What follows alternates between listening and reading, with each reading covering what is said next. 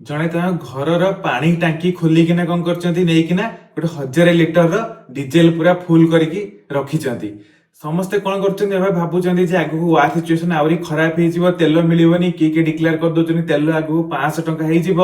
ସେଥିପାଇଁ ଲୋକ ସବୁ ଏମିତିଆ କାମ କରୁଛନ୍ତି। ଭାବନ୍ତୁ ପୁରା ଟାଙ୍କିକୁ ପୁରା କାନ୍ଧେଇକି ନେଇକିନା ସେଠି ପୁରା ଫୁଲ ତେଲ ନେଇକି ଆସୁଛନ୍ତି। ଆଉ ଗୋଟେ ଜାଗାରେ ଏଲପିଜି ସିଲିଣ୍ଡର ପାଇଁ ଏମିତି ଲାଇନ ଲାଗିଛି ଯେମିତି କ୍ରିକେଟ ମ୍ୟାଚ୍ ଟିକଟ ଆଉ ଜିଓର ଫ୍ରି ସିମ୍ ଟାଇମରେ ଲାଗିଥିଲା।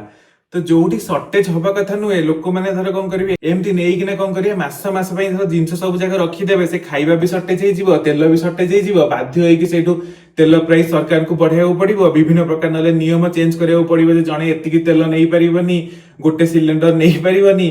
ତ ସେଥିପାଇଁ ସବୁବେଳେ ଏମିତି ପ୍ୟାନିକ ହୁଅନ୍ତୁନି, କିଛି ନେଇକି ରଖନ୍ତୁ, ହଁ ଠିକ ଅଛି କିଛି ଇମର୍ଜେନ୍ସିରେ କାମରେ ଆସିବ। କିନ୍ତୁ ଲୋକ ଧର ଏମିତି 1000 ଲିଟର ତେଲ ଆଉ ସବୁ ସିଲିଣ୍ଡର 4ଟା 5ଟା ଲେଖା ନେଇକି ଯିଏ ଯେତେ ପାଇବେ ପୁରା ଫୁଲ କରି ରଖିବେ, ତାହେଲେ ନିଶ୍ଚିତ ଯୋଉଠି ସର୍ଟେଜ ହବା କଥା ନୁହେଁ ସେଠି ସର୍ଟେଜ ହେଇଯିବ। ଏମିତି ଟାଇମରେ କଣ କରିବା କଥା, ଯେ ଷ୍ଟକ ମାର୍କେଟରେ ଯୋଉ ଜିନିଷ ସବୁ ଶସ୍ତା ହେଇଯାଇଛି ତାକୁ ବାୟ କରିବା କଥା। ଯେତେବେଳେ ମାର୍କେଟ ଠିକ ହେଇଯିବ, ଗୋଟେ ନିଗୋସିଏସନ ହେଇଯିବ, ମାର୍କେଟ ଜୋରରେ ବଢିବ, ଗୋଟେ ବହୁତ ବଢିଆ ପ୍ରଫିଟ ହେଇଯିବ। ତ ଆପଣ କଣ କରୁଛନ୍ତି, ଏମିତି ତେଲ କରିକା ଖାଇବା ହରିକା ସଞ୍ଚୟ କରୁଛନ୍ତି ନା ଖୋଜୁଛନ୍ତି ଷ୍ଟକ ମାର୍କେଟରେ ଗୋଟେ ଅପରଚ୍ୟୁନିଟି?